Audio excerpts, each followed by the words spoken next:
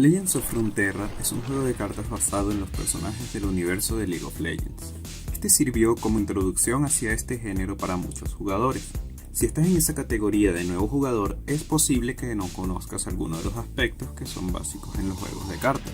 En esta serie de videos te explicaré a detalle cada uno de estos aspectos para que mejores en tus partidas. Esta guía va enfocada en Legends of Runeterra, pero la mayoría de los conceptos son los pilares de los juegos de cartas. Te recomiendo que veas la primera parte en donde hablo del agro, ya que tocaremos algunos conceptos que ya se mencionaron ahí.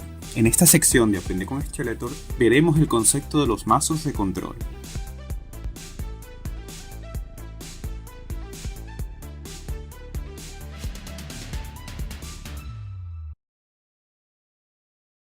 Empecemos por el origen del término de control en los juegos de cartas. Los mazos de control son todos aquellos que se encargan de utilizar sus recursos para controlar cada aspecto del juego, de ahí su nombre. Si bien los mazos agro, de los que ya te hablé anteriormente, se centran en colocar amenazas de bajo coste para hacer mucho daño y ganar rápido la partida, los mazos control, al contrario, se centran en frenar las amenazas temprano y prolongar el juego lo más que se pueda. Por esto, este tipo de mazos son de naturaleza defensiva y reactiva, aunque a veces los mazos control usan cartas de agro para contrarrestar en juego temprano las estrategias que sean demasiado rápidas. La máxima prioridad de los mazos control es neutralizar la estrategia de tu oponente. Esto lo logran con los siguientes conceptos. La ventaja de cartas. La ventaja de cartas aquí se basa en mantener una correcta gestión de recursos para así siempre tener mayor cantidad de cartas en el tablero de juego y en la mano que tu oponente. Generalmente los mazos control usan cartas de robo para hacer acelerar su estrategia y no perder contra el oponente por falta de recursos. Otra forma de mantener la ventaja de cartas es con el control de la mesa. Los mazos control comúnmente utilizan cartas de limpieza de mesa para estabilizar la partida y así evitar la derrota, o utilizan aliados para bloquear al oponente y mantener esa ventaja. Esto nos lleva al siguiente punto, que va muy de la mano con el siguiente término: el valor de las cartas y el tempo. El valor de las cartas se basa en el máximo provecho que sacas de sus efectos. Por ejemplo, la ruina es una carta de coste 9 que, al jugarla, mata a todas las unidades en el tablero de juego incluyendo las tuyas. No es lo mismo jugar esta carta para matar una carta que utilizarla para remover 6 unidades del enemigo. En el género de juegos de cartas hay veces que el valor choca con otro término muy importante, como lo es el tempo. El tempo, en resumidas cuentas, es jugar una carta para rellenar el gasto de maná de un turno sin necesariamente tomar en cuenta el efecto de la carta. Por ejemplo, es tu turno y tienes a Ione el cazavientos en la mano, y tu oponente ninguna criatura. Para tener algo en mesa y poder atacar o defenderte, juegas a Ione sin activar ese efecto. Esto es jugar a la carta a tempo. Los términos de tempo y ventaja de cartas son temas que abarcan mucho, así que pienso dedicarles un video para profundizar un poco más. Si no te lo quieres perder, suscríbete al canal. Como último aspecto que debes manejar, conoce tu condición de victoria y la inevitabilidad. Cada mazo del juego tiene una condición de victoria.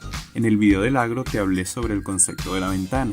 Este podría aplicar como una condición de victoria de un mazo agro, que sería matar rápido a tu oponente. Si logras parar con un mazo de control a un agro en niveles tardíos de la partida, acabaste con la condición de victoria de tu oponente, le cerraste la ventana.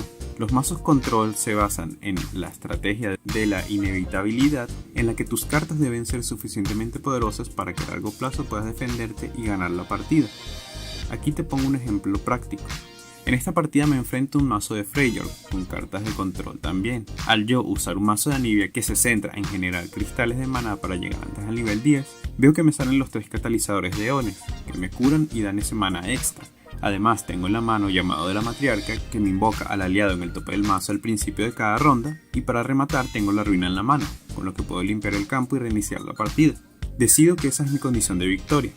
Voy a limpiar la mesa sacándole el máximo valor a la ruina para tomar ventaja de cartas con el llamado. Para este momento mi vida es secundaria, y cuando juego mi ruina le saco el máximo valor destruyendo 6 enemigos y solo un aliado. La diferencia es que en la siguiente ronda, por el llamado de la matriarca, va a caer gratis un aliado, mientras que mi oponente va a tener que gastar maná en jugar a alguno y cederme el turno de la ronda. En esta partida aplico los fundamentos de control para ganar la partida. Me hago inevitable. Para finalizar, ¿cómo jugar en contra de un mazo control? Cuando juegues contra mazos control siendo agro, debes tratar de causar la mayor cantidad de presión a tu oponente antes de que él pueda reaccionar.